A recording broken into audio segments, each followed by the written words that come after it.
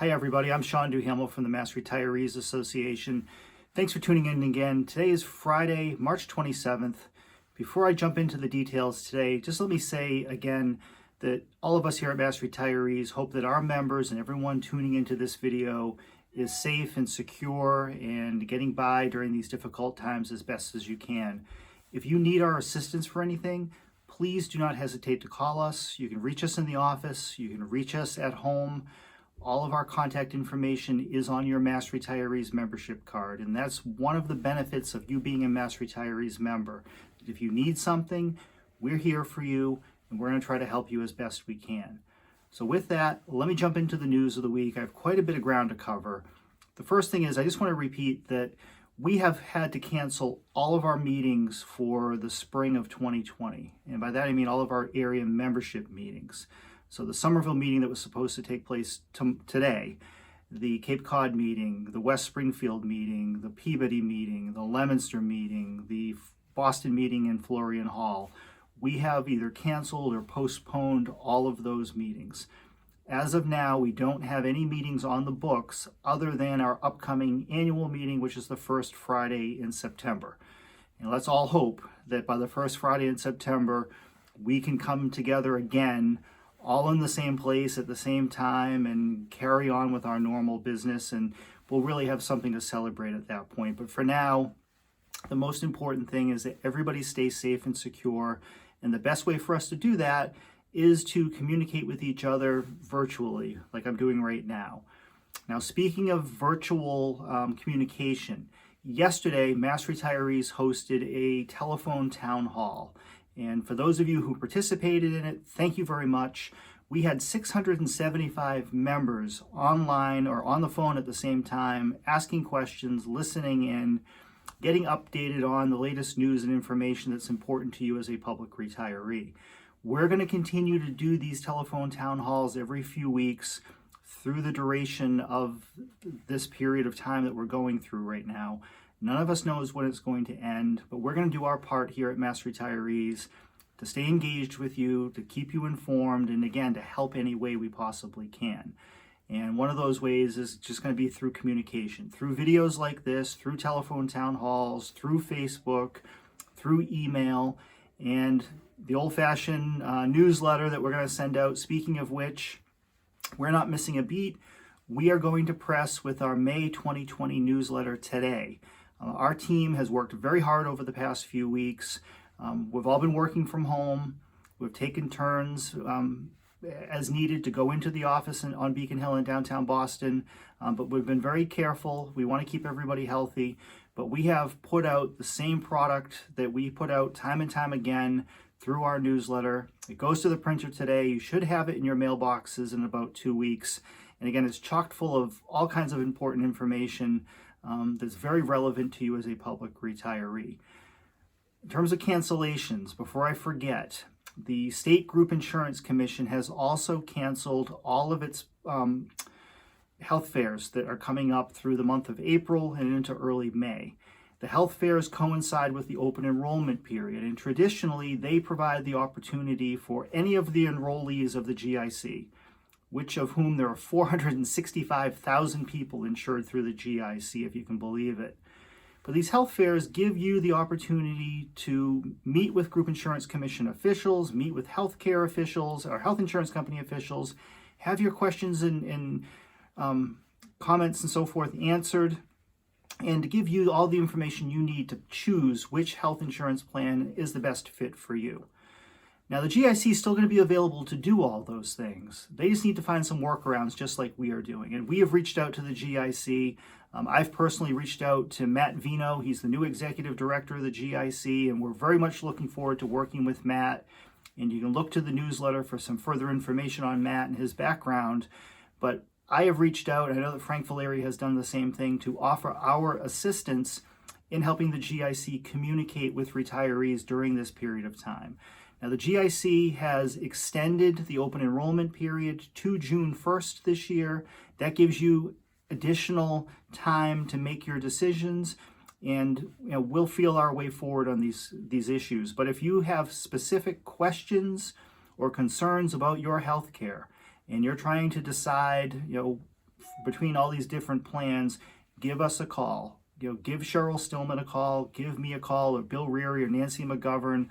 We're going to walk you through any questions you have. We can't make the decision for you. That's not appropriate.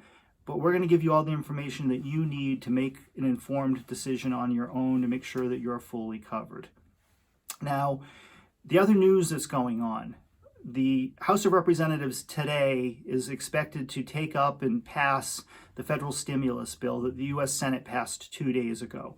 Contained within that legislation are stimulus checks to help those who have been impacted by the coronavirus crisis to pay their bills and to get by, but also checks to folks to help stimulate this economy and get us back on our feet again sooner rather than later. This means that there are many retirees who will receive a stimulus check. Now, earlier on, it was in doubt whether or not very many retirees would be included in the stimulus. But because of the work that our association has done, along with our national coalition partners, specifically the retired teachers down in the state of Texas, did a great job of engaging with their U.S. senators from Texas, and we're certain that the majority of retirees will receive a stimulus check. Now, there's a couple of criteria that you need to meet. First of all, you have to meet the income guidelines that all Americans need to meet in order to qualify.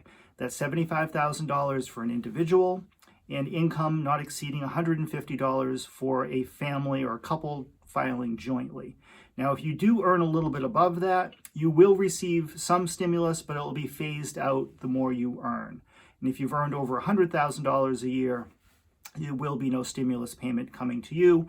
Or for a family filing jointly, if you've earned over $200,000 a year, you'll receive no stimulus as well. But for everyone else, if you filed federal income taxes in 2018 or for the 2019 tax year, you will receive a stimulus check. If you receive Social Security benefits, you will receive a stimulus check. However, we know that we have some members who do not file income taxes and do not receive a Social Security check. So unfortunately, if you don't meet one of those two criteria, then unfortunately you're not going to receive a federal stimulus check. And the reason for that is the federal government doesn't know that you exist, so to speak. You don't file taxes, you don't receive Social Security. They have no way of telling and identifying who they need to send that check to. Congress has not included those individuals within that stimulus package. This was the same situation, unfortunately, that existed back in 2008 during the economic collapse. And the stimulus package that went through at that point had very similar criteria. Now, there's also funding for unemployment benefits. We know that a great number of our members still work, whether it's full-time or part-time. Many of our members have either lost their jobs or their hours have been reduced or they are in danger of losing their jobs because of the coronavirus crisis. And you are eligible to apply for and collect unemployment benefits. However, because you are receiving a public pension, there is an offset that will be applied to any unemployment benefits that you otherwise would have been eligible for. The offset is going to vary from person to person. There is no established one-size-fits-all formula. So our advice to our members who fall under this criteria and unfortunately have lost a job because of this crisis or for any other reason, go to unemployment, apply like anybody else, and then just see what the formula ends up being and whether or not you're going to be eligible to actually collect a benefit. The last thing I want to mention, and this is really good news, and we're very proud of this, we have a lot of our members, as I mentioned before, are still working. A number of you are still working part-time in different government jobs here in Massachusetts. And a lot of these jobs, all of these jobs, I should say, are important. But particularly now, during the crisis that we're going through, we know, and we've been hearing from you, that many of you are working in public health positions, public safety positions, medical positions in the different state hospitals and agencies around the state. You are on the front lines of this coronavirus crisis, and thank you for that. And the calls we have been getting are folks inquiring about the work restrictions that are placed on public retirees. We heard you. We went to the governor. We went to the legislative leadership. Those concerns are in the process of being addressed. Governor Baker filed legislation a couple of days ago that would waive for 2020 the work restrictions on public retirees here in Massachusetts. The work that you are doing right now is vital to our state. You are filling a crucial role. A number of you are filling or backfilling positions for folks who have contracted COVID-19 and are out of work or in quarantine. You're doing a great job. Stay safe. We thank you, and we will update you as soon as this legislation passes, which we believe will be early next week. And it's our belief that this waiver for 2020 for the earnings restrictions and the hours, both, there's a two-set test. You can only work 960 hours a year, and you can't make over a certain amount of money. Both of those items are most likely to be waived for 2020 because of the crisis that we're going through right now. So with that, I'm going to sign off for today. I will be back to you again next Friday, April 3rd, with the latest information and updates. In the meantime, again, if you need us for anything, give us a shout. We're going to be here for you.